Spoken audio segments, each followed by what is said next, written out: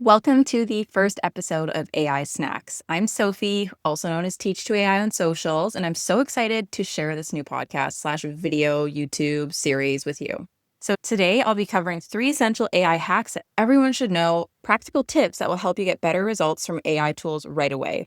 If you've ever tried using ChatGPT or other AI tools and you might have been disappointed with the results, these tips will make a huge difference in the quality of outputs that you receive. I created AI Snacks because I noticed a gap in the podcast world. While there are many great AI podcasts out there, most of them are either too technical, too long, or frankly, filled with too much mansplaining. I wanted to create something bite-sized and practical that respects your time, but also delivers real value. In the next 10 to 15 minutes, you'll learn 3 insider tips that I use daily to get the most out of AI tools with no fluff, no jargon, just actionable advice that you can implement immediately. AI Snacks is all about delivering bite-sized AI news that matters and tips you can apply in 15 minutes or less. The AI space moves incredibly fast with new developments happening daily. It's important to stay current, but who has time to listen to hour-long podcasts when half the content doesn't even apply to you? And let's be honest, I can only hear so much about Mark Zuckerberg and Elon Musk before I tune out. That's why AI Snacks will be different. Twice weekly, I'll bring you concise updates on AI news that actually impacts your life and work, along with guaranteed actionable takeaways that you can implement right away. No tech bros, no mansplaining, no endless theory, just clear, practical advice from a real-world perspective. Whether you're a business owner, creator, or professional looking to leverage AI, this podcast is designed for you. All right, let's get into it. AI news that matters today. ChatGPT has bought Windsurf for $3 billion. What is Windsurf? Windsurf is a vibe coding platform. What is vibe coding? Vibe coding is all the rage lately. It is essentially being able to code an entire application just through natural language, just through typing. So it's like having a software engineer in your back pocket. You say, hey, I want you to generate an app for this workout plan, and it'll generate an app for you, essentially. You don't need to know how to code, which is freaking awesome. So since ChatGPT has acquired that, Windsurf, which allows you to vibe code, we might be seeing vibe coding capabilities in ChatGPT coming soon. That's my prediction. Secondly, the UAE has now made it mandatory for all schools to teach about AI literacy as means to upping their workforce. So I think that's awesome. North America has a long way to go in that regard, but the UAE is very innovative and it is a really cool country in that way. But let's get into today's AI snack, okay? 3 essential tips for getting the most out of ChatGPT, Claude, or whatever large language model that you use. By the way, LLM, or large language model, is just a fancy term for these AI chatbots like GPT, Claude, Gemini, or Copilot. Many people try these tools once, get disappointing results, and then give up. That was my experience too when I first started.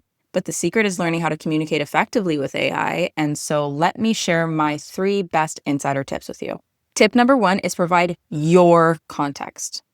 Okay, it's all about context, but not in the way most people think about it.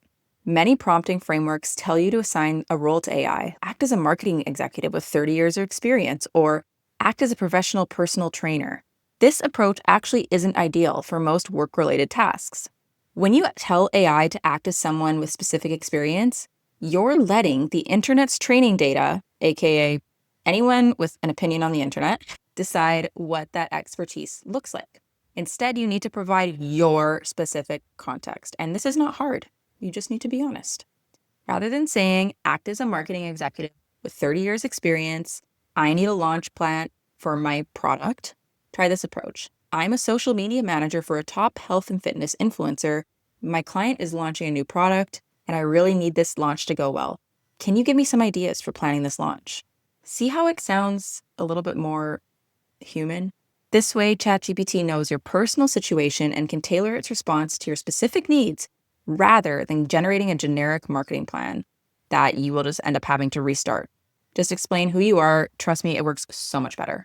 Number 2 is ask for ideas first. So a huge mistake I see people making is immediately asking for a finished product on the first prompt. Write me an email, give me an outline, generate a growth plan. This rarely gets you the best result. What AI tools excel at is brainstorming and helping you think of ideas you might not have considered. Instead of demanding a finished product right away, first explain your context and then say, can you please give me 10 to 15 ideas to get me started? I've even seen people ask for 40. You'll likely see some really bad ideas, but you'll also see some great ones you wouldn't have thought of. This keeps you in the driver's seat. You can then say, I really like idea number 7, let's build on that. Or None of these quite fit, but number 2 is the closest to what I'm thinking. Can you give me 10 more ideas similar to that one? This approach might take slightly longer up front, but you'll end up with a much better final product instead of wasting time on the outputs you don't like. Hack number 3 is to use voice dictation. This is different from voice mode. My final tip is perfect for people like me who express ideas better through speaking than through writing. Use voice dictation, right? This is different from voice mode. I'm talking about the microphone icon next to the enter key in ChatGPT. I'm not talking about the one on your phone where you're talking to that circular blue-looking earth thing. Click that icon, wait for the heartbeat line to appear, and just talk naturally to the AI. This allows you to better explain your context and what you want without the filter of typing everything out.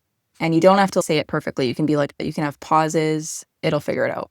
When reviewing the AI outputs, I like to use voice dictation to provide feedback in real time as well. So I will actually scroll up to the output, turn on that voice dictation mode, and read through it in my head. And then there's anything I want to change, I'll say it out loud. So for example, like paragraph 1 looks good, but give me 2 more options for the opening line. I would never say revolutionize. Please change that.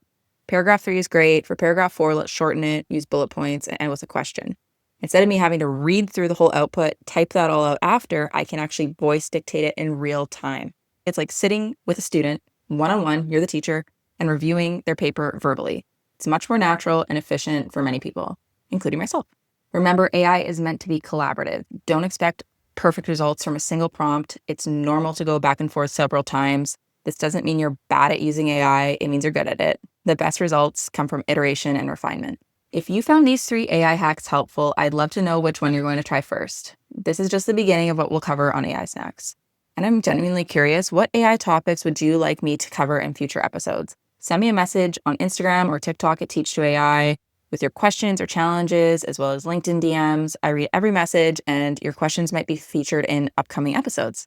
And if you're enjoying this podcast, the best way to support is to subscribe wherever you listen to podcasts and leave a review or a comment. This helps others find AI snacks and join our community of snackers who are using AI to simplify their lives and work. Before we wrap up, here's a bonus tip that ties everything together. I highly recommend starting this now. I'm a procrastinator, so I totally get not wanting to, but trust me, is to create your own AI prompt library.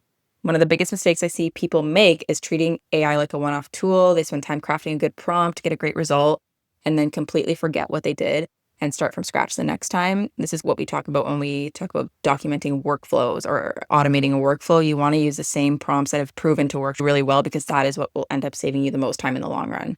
So start a document. I love going to doc.new. It opens up a brand new Google Doc. I don't know if everyone knows that hack or if it's just me, but it's the best hack ever. It's probably not great because my drive is very disorganized, but whatever. Or just a note on your phone and call it my AI prompts. If you're on your computer, yes, it's annoying at first, but it'll become a habit after a while.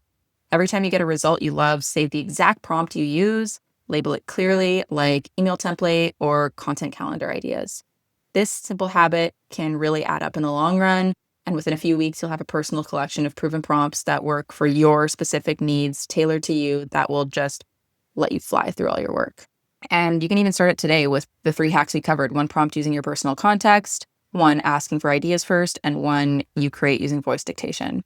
This is Sophie from AI Snacks, and I'll catch you in the next episode where we'll unwrap more bite-sized AI insights that actually make a difference. Bye!